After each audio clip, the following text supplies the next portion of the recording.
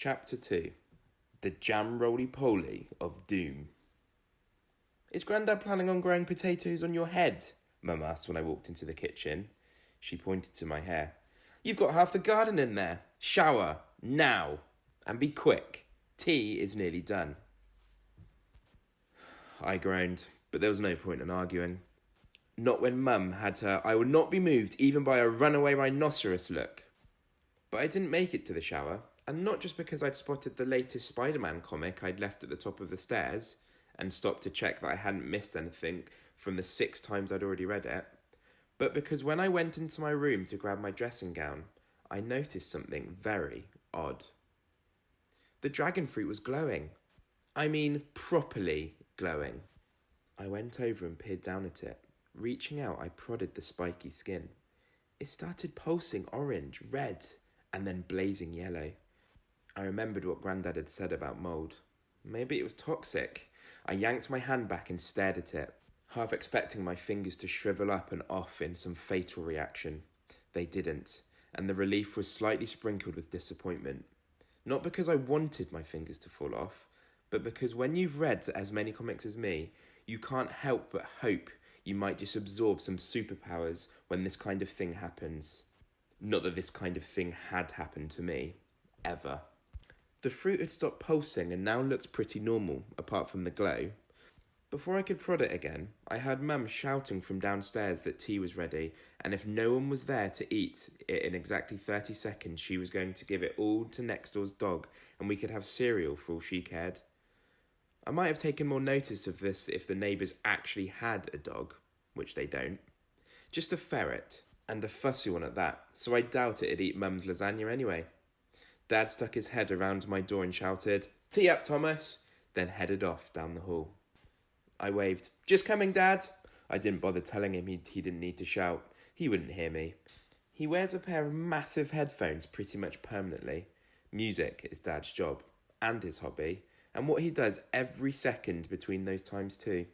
He writes music for commercials on TV, but I think he secretly still wants to be a rock star and imagines being discovered by some TV talent show or something.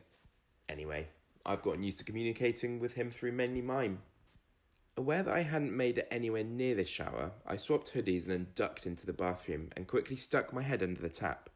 Looking at the state of the sink after I'd finished, we'd probably be growing potatoes in there too. Mealtimes are interesting in our house. Not because we talk about something interesting or anything like that, but because of my not yet 3-year-old sister, Lolly. In particular, watching my parents try to field the flying food and make sure that some of it at least goes into Lolly's mouth.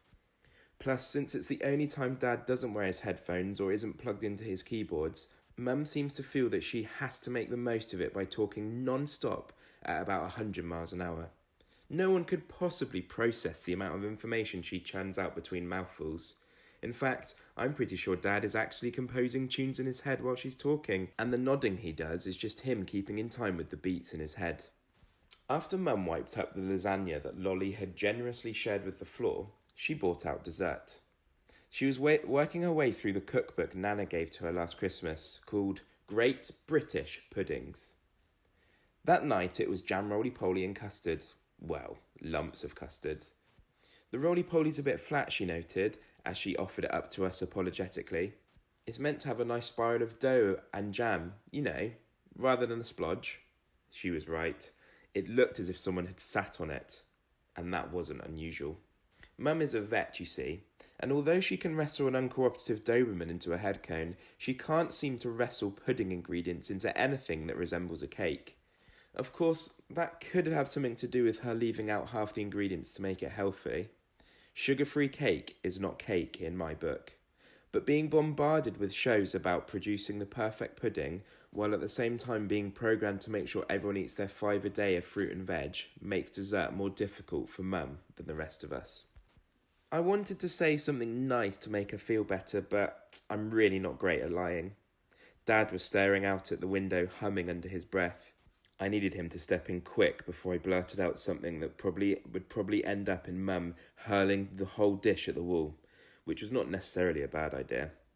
Just then, Lolly grabbed a piece and stuffed it into her mouth, and then she spat it out. Mum looked horrified.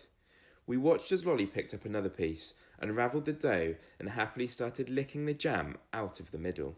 See, Lolly likes it, I spluttered. Mum didn't look convinced, so I dived in for a piece and started making what I hoped was a believable, yummy noise.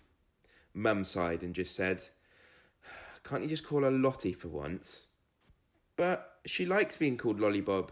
Don't you, Lollybob?" "Bob-a-lob," I replied, still chewing a tasteless lump of dough. Lolly giggled and stuck out 2 jammy hands to me. "See," I said, finally managing to swallow the ball of dessert. It lodged in my throat and I had to take an enormous gulp of water to get it down.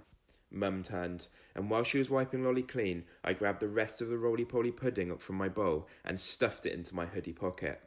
Thanks to my sister, I was going to be saved from eating any more. We stick together, me and Lolly, even without jam.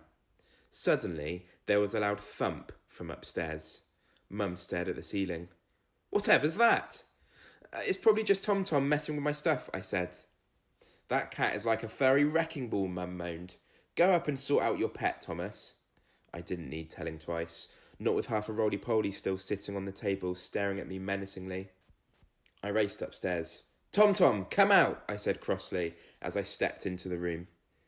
I looked around for my ginger cat, ready to give him his marching orders, but he wasn't anywhere to be seen. Then I noticed the dragon fruit wasn't there where I'd left it on the desk. It was on the floor by my bed. And what's more, is it had grown. Chapter 3 is called, Is It a Bird? Is It a Plane? Or is it a super maggot? Interesting. It would be really cool if you could have a chat with your grown-ups or any brothers or sisters that you have at home about what you think is going to happen in the next chapter.